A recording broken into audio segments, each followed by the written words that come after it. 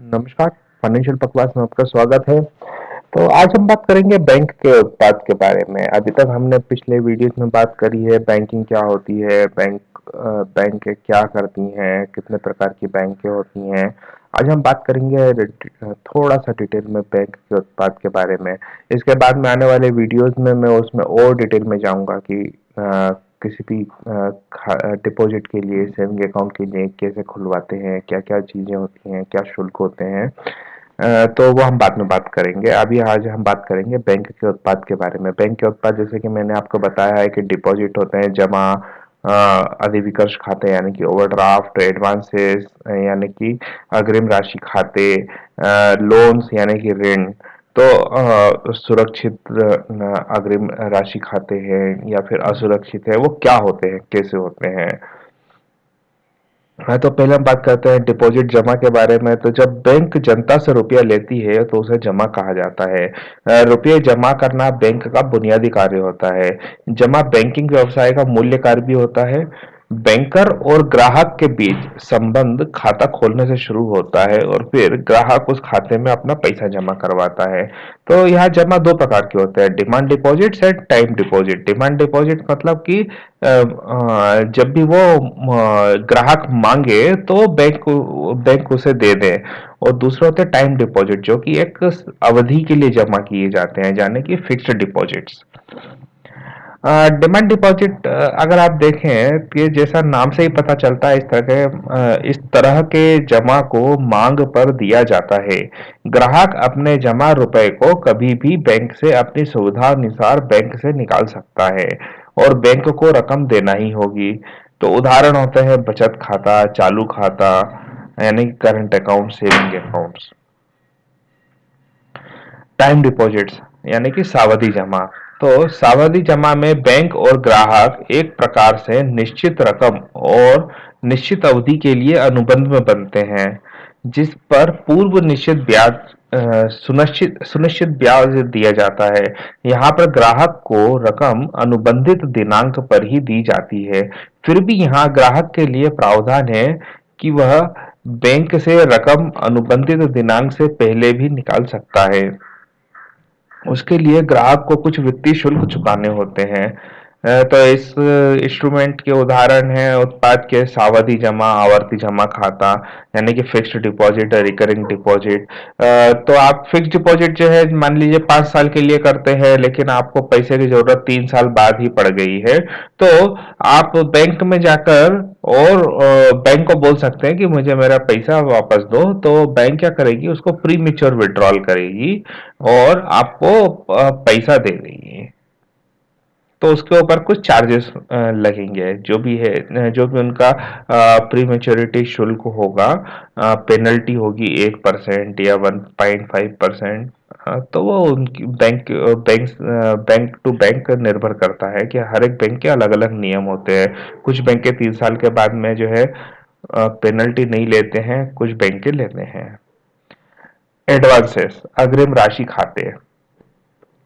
बैंकें जमा ज्यादा इकट्ठा करती हैं, जिससे वे ज्यादा ऋण और निवेश करके ज्यादा लाभ कमा सकें। जब रकम को उधार दिया जाएगा तो उस पर बैंक ज्यादा ब्याज लेगा। जितना ब्याज बैंक जमा पर दे रहा है, अग्रिम राशि खाते भी रकम को उधारी देने से संबंधित ही हैं। तो अग्रिम राशि खाते इस प्रकार होते हैं, यानी कि ऋण और अधिविकर्ष खाते। ऋण यानी कि लोन्स, ठीक है, और अधिविकर्ष खाते यानी कि ओवरड्राफ्ट लोन्स। यह ऋण इस प्रकार के होते हैं जो कि विशिष्ट निहित के लिए पूर्व निर्धारित अवधि के लिए दिए जाते हैं और साधारणतया इन ऋणों को वापस बैंकों को चुकाने के लिए पूर्व निर्धारित किस्तें भरना होती हैं। बैंक जितनी रकम ग्राहक को ऋण के तौर पर देता है, उस रकम पर बैंक ग्राहक से ब्याज लेता है। ब्याज साधारण या चक्रवर्ती होता है, जो कि दैनिक या मासिक बैलेंस पर लगता है। निर्भर करता है कि ऋण किन शर्तों पर लिया गया है।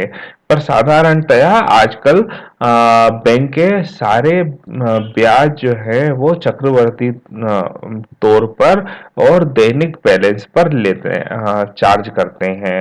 तो उदाहरण इसके हैं गृह ऋण, वाहन ऋण। और ये ध्यान रखें कि ये जो है सुरक्षित ऋण है, तो इसके एवज में आपका वाहन या घर वो बैंक के पास गिरवी रहेगा, यानी कि बैंक के पास में सिक्योर्ड रहेगा, कि जिससे कि अगर ग्राहक लोन ना चुका पाए तो बैंक अपनी संपत्ति पर अधिकार करके और उसे बेचकर अपना पैसा वापस ले सके। ओवरड्राफ्ट, अधिविकर्ष खाता। अधिविकर्ष खाता ग्राहकों के लिए एक ऐसी सुविधा है जिसमें कि ग्राहक को बैंक खाते में एक लिमिट दे देता है, जिसमें ग्राहक तय की गई लिमिट तक की रकम बैंक से निकाल सकता है। इस खाते में ग्राहक कितनी भी बार जमा कर सकता है और कितनी भी बार निकासी कर सकता है। ब्याज केवल हर दिन के बैलेंस पर लगेगा जो कि आपने रकम निकाली है, यानी कि जितनी भी लिमिट का उपयोग किया है। मैं आपको यहाँ पर एक उदाहरण दे देता हूँ जो आपको समझने के लिए सहायक होगा। अगर आपके पास में एक फिक्स डिपॉजिट है 1 लाख रुपए की और आपको बार बार पैसे की जरूरत पड़ती रहती है, तो आपको फिक्स डिपॉजिट तोड़ने की जरूरत नहीं है। मान लीजिए 5 साल की है, तो आप उसके अगेंस्ट में एक बैंक से बोलेंगे कि आप मुझे ओवरड्राफ्ट खाता खोल दीजिए। तो ओवरड्राफ्ट खाता खोलने में वो 90% रकम पर आपका ओवरड्राफ्ट खाता खोल देंगे। मान लीजिए अगर 1 साल बाद आप कर रहे हैं तो 1 साल के बाद में ब्याज 1,10,000 हो जाता है। ब्याज के साथ में अगर प्रिंसिपल रकम, तो 1,10,000 के ऊपर वो 90% लिमिट आपको दे देंगे, यानी कि लगभग 1 लाख रुपया।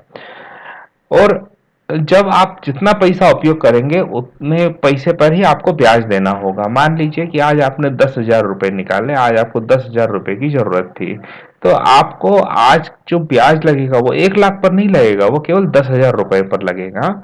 और मान लीजिए कल आपने वापस से 10,000 रुपए निकाले, तो आपके 20,000 रुपए आपने लिमिट में से निकाल लिए, तो 20,000 रुपए पर इंटरेस्ट लगेगा।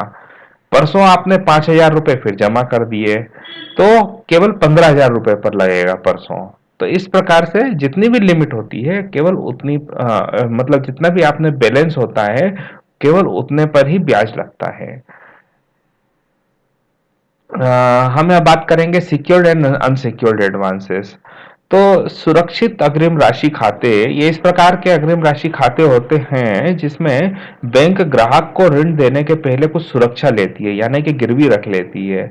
अभी तो आजकल सारे ही लोन्स इसी टाइप के होते हैं, जैसे कि शेयर्स है, संपत्ति है, वाहन है, हाउस होल्ड आइटम है। अगर आपने फ्रिज खरीदा तो फ्रिज भी बैंक अनुबंधित कर लेता है कि हाँ, अगर आपने पैसे नहीं दिए तो ये आपका फ्रिज बेच देंगे हम।